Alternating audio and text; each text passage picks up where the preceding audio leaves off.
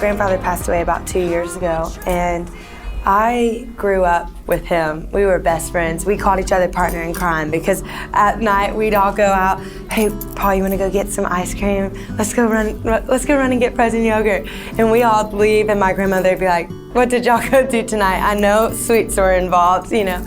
So we called each other the partner in crime. He was just my very best friend, and I lived with him while I went to LSU. And we were really, really close. And he was my number one supporter. I mean, he just, anytime people would come over to the house, he'd say, hey, Lauren. And I'd say, yeah, what's going on? He'd say, come sing Adele for them in the kitchen right now. And so I would be like, oh gosh, here we go again. And I would go in there and he would pull it out of me. You know, he'd say, come on, Lauren, don't be shy. Share your gifts. This is what the Lord gave you. Come on, sing to these people. And he knew the place of joy that it was coming from in me, and he knew that would fall on the hearts of the people involved in listening and everything. So anytime someone would come over, he would say, I'm going to play that girl's music. And so there's kind of this theme of that girl. And in the process of his support, I left LSU, moved to Nashville, and started writing, and 5 months later found out that he was diagnosed with cancer. And it was definitely a journey where I had to choose, am I going to pursue the career, am I going to pursue the dream, or am I going to take these moments with my grandfather really dear? And so one night I just decided, I know that people will support me in this, I'm going to go home. And I just bought a plane ticket and flew home. And he passed away a week later. And we were actually, in that week, we were supposed to record the record. And so I was like, I just know it. Like the Lord kind of put the pressure on my spirit to go back home. And so I had to put the record on hold, and everybody's timelines had to shift, and that was a lot of pressure involved, you know. But I just knew, all right, I'm gonna go home, and the Lord's gonna do a mighty work. And he did. He showed up so prevalently in that room, in that moment where it was really difficult. And I mean, he was my best friend, and I had never experienced loss before. So in the room, you know, my grandfather was laying there and he was passing away, but he was telling us, oh, I see Jesus.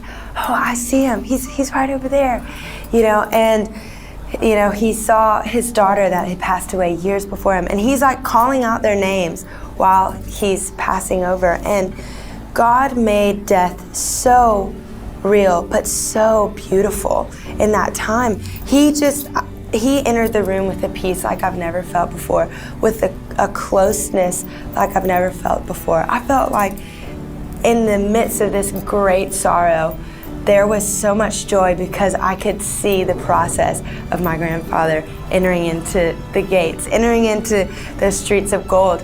So it made the hope so much more real, because I was like, you know, I could mourn and go into this place of deep, deep, deep depression because he was really close to me.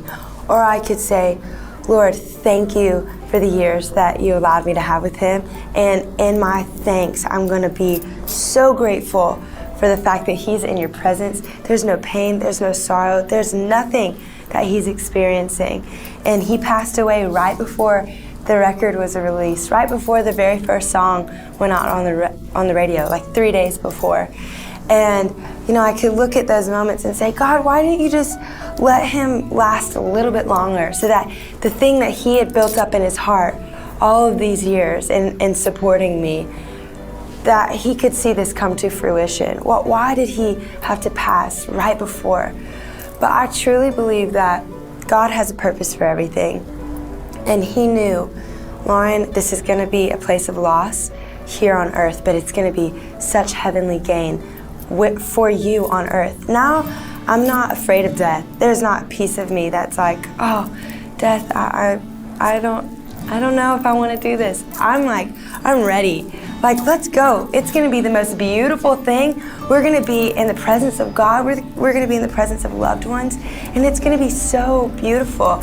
And he let me experience a little taste of that here on earth. Like, what a treasure, what a gift, you know?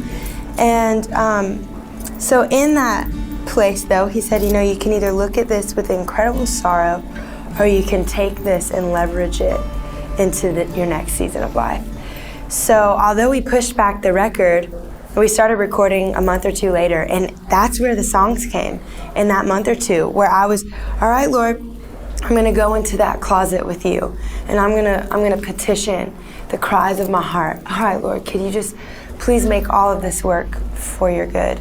And that's what he says in Romans 8:28, that he will work all things out for the good of those who love him and are called according to his purpose. And that was just another moment in life where he was like, all right, I'm going to use this. And that's where the song Trust in You came. I was really, you know, needing some clarity. All right, Lord, I'm not going to be angry. I'm not going to be upset, because I know that your thoughts are higher. Your ways are higher. You're so much greater. You're seeing way more than I am in the midst of all of this. And he saw all of the stories that were going to come out. He saw all the hearts that were going to be touched through my grandfather's legacy and what I did with his stories that he told me, and how I transferred those into songs. And then now the hearts of all of these people are being intersected with the glory of God, and they're taking on this new place of hope. I will trust in